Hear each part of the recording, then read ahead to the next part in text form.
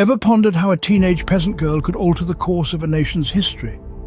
Joan of Arc, a name synonymous with courage and faith, did just that for France. But where did her story begin?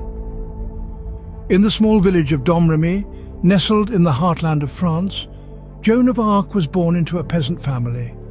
From an early age, she was deeply devout, her faith rooted in the simple rural life she led. But Joan was no ordinary girl. As she grew, she began to experience visions, vivid and powerful.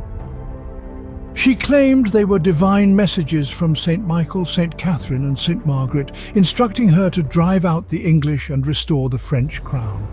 These visions, which she held with unwavering conviction, were not mere dreams or fantasies. They were the catalysts that propelled this humble girl into the annals of history, inspiring her to take up arms and lead a nation. Joan's unwavering faith in her visions steered her towards a destiny far greater than her humble beginnings could ever foretell. Joan's conviction led her to the Siege of Orléans, a battle that changed the trajectory of the 100 Years' War. But how did a young girl come to lead an army?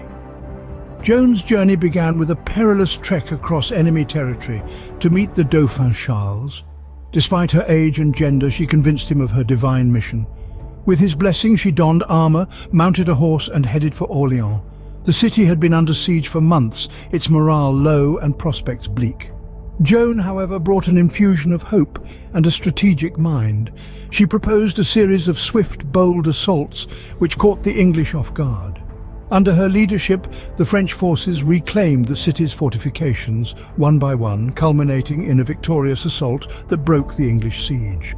Against all odds, Joan, a mere teenager, rallied a demoralized army and achieved what many seasoned soldiers could not. Yet, Joan's triumph was short-lived. Her faith and courage put to the ultimate test in a trial that shocked the world. In the winter of 1430, Joan was captured by the Burgundians, a group that sided with the English during the 100 Years' War. Her capture was part of a larger political chess game, a ruthless power struggle that saw Joan as the pawn. As the trial unfolded, it became clear that Joan was a victim of a grossly biased tribunal.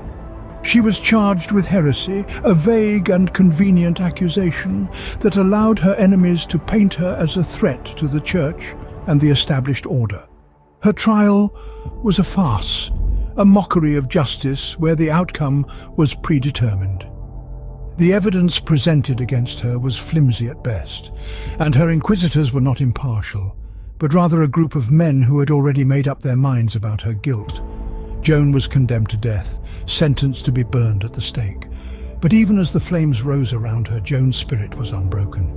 She maintained her innocence and professed her faith, a beacon of courage in the face of the ultimate adversity. In the face of death, Joan's courage and conviction never wavered, a testament to her unshakable faith and love for her country. This was the tragic end of Joan of Arc, a teenager who dared to defy convention and stand up for her beliefs. She became a symbol, a martyr forever etched in the annals of history.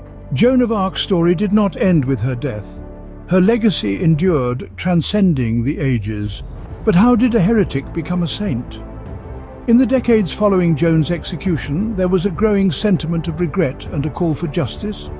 It was not until 25 years after her death, however, that a posthumous retrial was ordered by the Pope. This retrial, known as the Trial of Nullification, painstakingly examined the transcripts of Joan's original trial. The conclusion?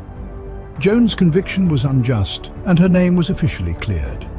Yet it took another 5 centuries for the Catholic Church to recognize Joan as a saint. In the year 1920, Joan was canonized, forever cementing her place in the annals of both faith and history. This peasant girl from Domremy, who led the French army to a pivotal victory, was now St. Joan of Arc. Joan's enduring impact on French national identity is immeasurable. She is a symbol of bravery, a testament to the power of faith and the embodiment of French resilience. Her story has been retold in countless books and films, inspiring generations to stand up for what they believe in. From a peasant girl to a national hero, Joan of Arc's story is a testament to the power of faith and courage. A beacon of hope, she forever changed the course of France's history.